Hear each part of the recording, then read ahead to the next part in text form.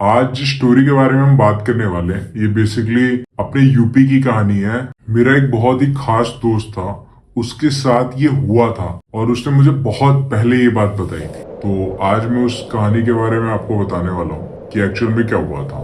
ये कहानी उस टाइम की है जब गर्मी की छुट्टियां हुआ करती थी। लोग अपनी गर्मी की छुट्टियों में नानी के घर, दादी के घर जाते हैं। तब फोन भी इतना नहीं चलाते थे हम लोग, इतना 4G 5G शायद 3G भी नहीं आया था उस टाइम।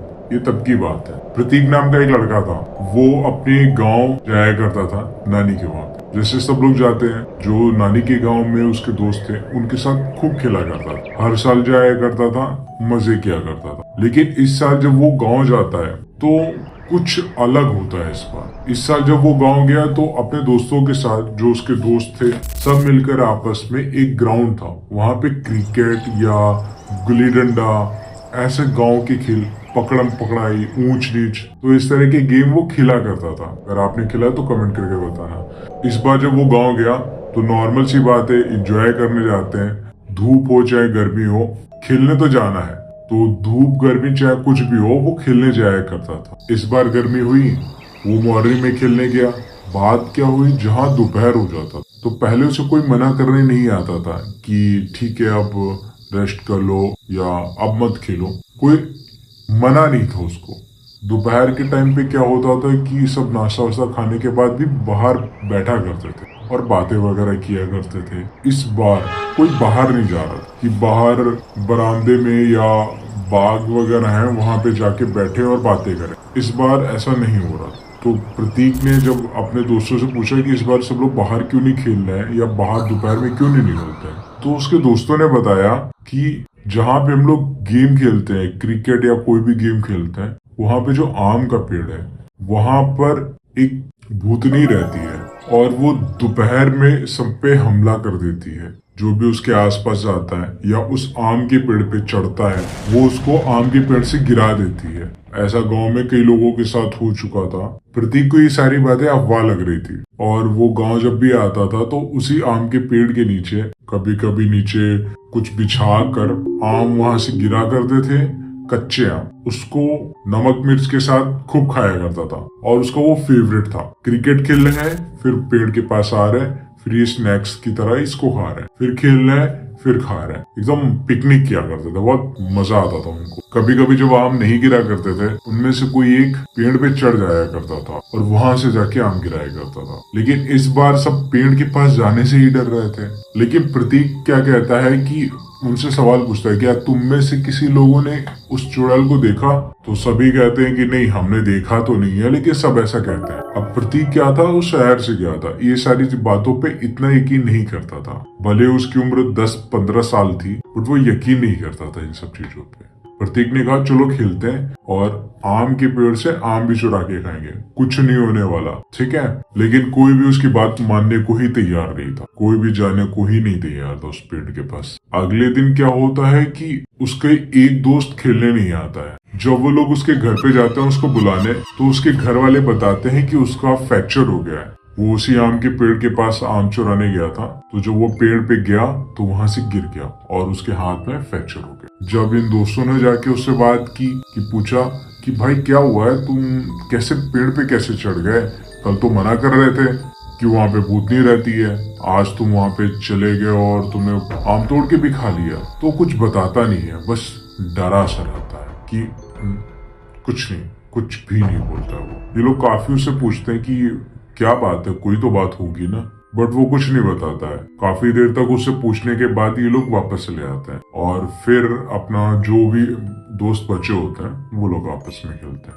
खेलने के बाद क्या होता है कि फिर प्रतीक उनसे इसी बात को लेकर कहता है कि चलो आम खाते हैं, कच्चे आम, चलो कच्चे आम खाते हैं। कोई पेड़ पे चढ़ेगा या मैं चढ़ के जाऊँ? सब मना करते हैं कि यार अभी देखो हमारे दोस्त है, उसको भी किसी चुड़ैल वुड़ैल नहीं उठा के पटक दिया है वहां से, ऊपर वो चढ़ा होगा तो ऊपर कोई चुड़ैल होगी जिसने उसे गिरा दिया होगा, इसलिए वो बता नहीं रहा है। प्रतीक वैसे भी ये सब नहीं माना करता था, तो उसको तो अभी भी विश्वास नहीं हो रहा था। तो उसने यही कहा कि अगर ऐसा होता तो हमारा जो दोस्त था जिसके हाथ में फ्रैक्चर हुआ है वो तो और चढ़ चढ़ के बताता है कि भाई चुड़ैल थी, मैंने देखी थी, लेकिन नहीं बताया उसने, यानी कि ऐसा कुछ नहीं है। इस तरह की सारी बातें होती हैं। दोनों लोग आपस में अपनी अपनी बातों को रखते हैं और एक दूसरे की बातों को काटते हैं। ओवरऑल कोई पेड़ पे नहीं चढ़ता है, शाम हो जाती है और सब अपने अपने घर वापस ले जाते हैं। नेक्स्ट डे क्या होता है, प्रतीक सोचता है कि कोई नहीं चढ़ रहा है, मैं ही आज पेड़ पे चढ़ जाता हूँ। लेकिन जब वो अकेला पेड़ पे चढ़ने जा रहा होता है तो उसकी मम्मी एक बार उसे डांट के बुला देती है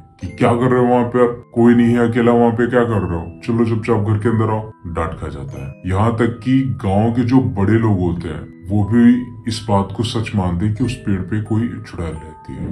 हुआ ये होता है कि 20-25 दिन पहले एक औरत उस पेड़ पे फांसी लगा लेती है। तब से कहा जाता है कि वो औरत जो है उसकी आत्मा उस पेड़ पर है, और वो औरत कौन है, किस गांव से आई है, इसके बारे में किसी को कुछ नहीं पता होता। एक अजनबी सी औरत उस पेड़ के पास आती है और फांसी लगा लेती है। तब से उस गांव में काफी डर का माहौल भी था। लोग डर रहे थे, शाम के टाइम पे उस पेड़ के पास से जाने से भी मना करते थे, कोई उस पेड़ के पास नहीं जाया करता था। प्रतीक का जो नानी का घर था उसके बगल में ही वो पेड़ था, मतलब ये मकान है उसकी नानी का, उनके बगल में ही वो पेड़ है। और प्रतीक अपने कजन्स के साथ, अपने रिलेटिव्स के साथ छत पे सोया करता था, तो उसको अपनी छत से वो पेड़ भी दिखा करता था। वो रात में जब भी जाग जाता था तो उस पेड़ को देखना शुरू कर दिया उसने कि कौन सी चुड़ैल है यार, मुझे दिखाई तो दे एटलीस्ट, मैं भी तो देखूं कौन होती है। होती भी है कि गांव वाले अंधविश्वासी हैं। तो एक दिन वो जब उठता है तो उसको लगी होती है टॉयलेट। वैसे तो बहुत बहादुर था, आज वो पेड़ को देख रहा था, टॉयलेट करने नहीं जा रहा था। काफी देर तक उस पेड़ को देख रहा था। रात के करीब 1-1:30 बजे होंगे। वो पेड़ को देखे जा रहा था, एकदम निहार रहा था छत से बैठा। तभी उस पेड़ पर उसको एक स्पॉटलाइट जैसा दिखाई देता है, एक रोशनी। और प्रतीक उसको देखकर बहुत ही अट्रैक्ट होता है, डरता नहीं है बिल्कुल भी, उसको बहुत अच्छा लग रहा होता है। अब उस पेड़ को लेकर वो काफी एक्साइटेड होता है कि क्या चीज है, मैं इसके पास जाना चाहता हूँ, देखना चाहता हूँ यहाँ पर क्या है।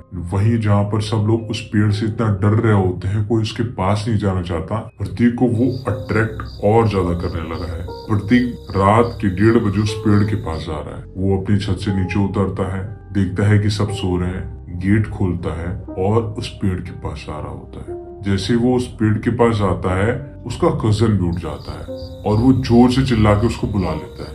लेकिन हैरानी की बात यह है कि जो वो स्पॉटलाइट जैसी थी वो सिर्फ प्रतीक को दिखाई दे रही थी और किसी को नहीं। जब वो अपने कजन से कहता है कि भाई तुमने वो देखा था, वो पेड़ के ऊपर एक रोशनी सी पड़ रही थी, तो उसका भाई उसे डांट देता है, चुप, ये क्या बोल रहे हो, ऐसा कुछ नहीं था, तुमने ऐसा कुछ देखा भी है तो किसी को बताने की जरूरत नहीं है, तो लोग तुमको पागल कहेंगे और तुमको ही डांटेंगे क्योंकि तुम रात को इस पेड़ के पास आए। ये बात कहकर उसका कजन उसको समझा देता है कि किसी को बोलना भी मत कि तुम गलती से यहाँ पे आ गए हो, वरना तुम ही डांट खाने वाले हो। प्रतीक समझदार तो लड़का काफी था, वो बात समझ लेता है कि हाँ, यहाँ के लोग मना करते हैं इसको इसके पास जाने से भी। अगर उनको पता चलेगा मेरे मम्मी पापा को तो मुझे खूब डांट पड़ने वाली है, तो किसी को कुछ नहीं बताता है। सभी लोग क्रिकेट खेल रहे होते हैं अगले दिन। प्रतीक वहाँ पर उसी पेड़ के पास बैठा होता है और टहनियों को देख रहा है, उसकी पत्तियों को देख रहा है और पेड़ को छू रहा है। प्रतीक को वो पेड़ अब काफी ज्यादा अपनी तरफ अट्रैक्ट कर चुका था। अब दोपहर में सब गेम खेलने के बाद अपने घर पे खाना वाना खाने जाते थे, तो प्रतीक वहाँ पर उस पेड़ के पास ही बैठा रहता था और उसे बातें करना स्टार्ट कर दिया था कि तुम कुछ बोलो, तुम बोल सकते हो क्या, तुम्हारे ऊपर सच में कोई चुड़ैल है, तुम कौन हो, इस तरह की वो बातें करने लगा। ये चीज उसके कजन भाई उसको काफी देर से देख रहा था। वो देखना चाह रहा था कि ये प्रतीक कर क्या रहा है। उसने अपने घर से चुपके से देखा कि प्रतीक काफी देर तक पेड़ को ऐसे से टच कर रहा है और उससे बात कर रहा है, लेकिन प्रतीक क्या बात कर रहा है ये बात उसको नहीं पता चली। वो बस दूर से देख रहा था कि प्रतीक का मुंह चल रहा है और वो पेड़ से बात कर रहा है। फिर वो देखता है कि उसकी मम्मी, प्रतीक की मम्मी प्रतीक को बुलाने आ रही है, तो प्रतीक को आवाज से देता है कि प्रतीक मम्मी आ रही है, चलो घर चलते हैं खाना खाने के लिए। तो प्रतीक भी फिर चला जाता है खाना खाने के लिए। खाना खाने जाता है और सभी लोग खाना खा रहे होते हैं। प्रतीक अभी खाना खा रहा है लेकिन गुमसुम सा होता है, किसी से कोई बात नहीं कर रहा होता है। फिर कुछ देर के बाद वो लोग फिर खेलने जाते हैं और अब जब वो खेलने जाते हैं तो 1-2 घंटे खेलने के बाद प्रतीक का फिर से मन होने लगता है कि वो आम के जो खट्टे खट्टे सा टेस्ट होता है उसको टेस्ट करना चाहता है। इस बार वो सबसे जिद करता है कि कोई तो पेड़ पे चढ़े, कोई तो कुछ खाए। कोई नहीं मानता है। पेड़ पे चढ़ने से सब मना कर देते हैं कि मैं नहीं चढ़ने वाला। तो प्रतीक इस बार कहता है कि ठीक है मैं चढ़ने जा। प्रतीक उस पेड़ पे चढ़ता है और जाकर वो आम के जो छोटे छोटे कच्चे कच्चे जो आम होते हैं उनको तोड़ता है, नीचे फेंक देता है और उसके दोस्त वगैरह उसको इकट्ठा करता है। प्रतीक जब बहुत ज्यादा आम तोड़ देता है तो उससे कहते हैं कि बहुत ज्यादा आम तोड़ दिए हैं, अभी तुम नीचे आओ और सब मिलके साथ में खाते हैं उनको। क्योंकि प्रतीक ने पेड़ से आम गिरा दिए होते हैं, सभी लोग आम को इकट्ठा करते हैं और धुलने लगते हैं कि चलो अब इसको खाने वाले हैं। आम को देखकर सब लोग प्रतीक को भूल जाते हैं और प्रतीक अभी भी पेड़ से नीचे नहीं आया होता है। वो एक टहनी पे बैठा होता है और टहनी से बातें कर रहा होता है। उसका कजन उसको देखने लगता है और कहने लगता है ये क्या कर रहा है, ये अभी भी पेड़ पर क्यों बैठा हुआ है। प्रतीक अभी भी नीचे नहीं आता है तो वो उसको आवाज लगाने लगता है, प्रतीक क्या कर रहे हो, नीचे आओ। उसको डांटते हुए बोलता है, लेकिन प्रतीक नीचे नहीं आता है, वहीं पे बैठा रहता है, किसी की बात नहीं सुनता है। तभी उसका कजन उसको जोर जोर से आवाज देने लगता है। उसके कजन का नाम विजय था। उसका भाई विजय उसको बहुत जोर जोर से आवाज देने लगता है कि प्रतीक नीचे आओ, सुनाई नहीं दे रहा है तुमको।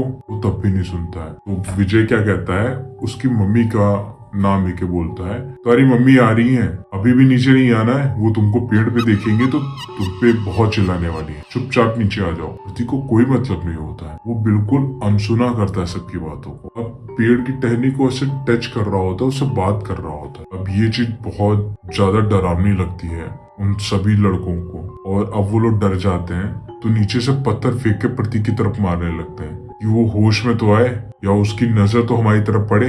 लेकिन प्रतीक कोई रिस्पॉन्स ही नहीं कर रहा होता है। तो विजय ये सोच लेता है कि ठीक है मैं पेड़ पे जा रहा हूँ, प्रतीक को लेके आता हूँ। वो पेड़ पे चढ़ता है, प्रतीक को आवाज देता है, प्रतीक नहीं हिल रहा होता है। प्रतीक को काफी आवाज देता है, प्रतीक को सुनते ही नहीं है, बस वो हवा में बातें कर रहा होता है। इससे कर रहा है क्या कर रहा है नहीं पता किसी को।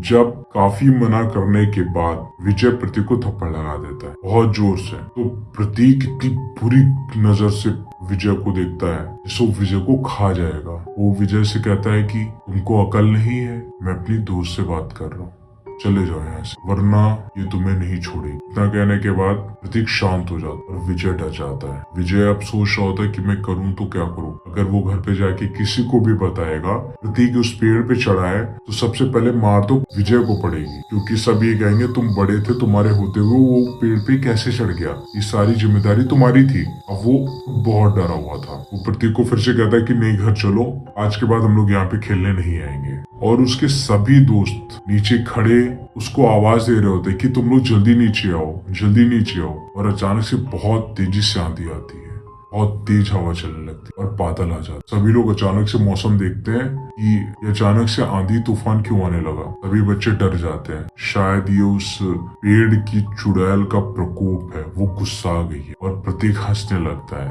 कहता है कि मैंने मना किया था ना, बोला था ना कि चले जाओ, दिला दिया तुमने उसको गुस्सा। इतना जैसे प्रतीक बोल ही रहा होता है तभी बहुत तेज से हवा आती है और विजय जो पेड़ पे था वो हवा के साथ उड़ने लगता है और पेड़ से 5 मीटर ऊपर 25 मीटर आगे तक जाता है उड़ के।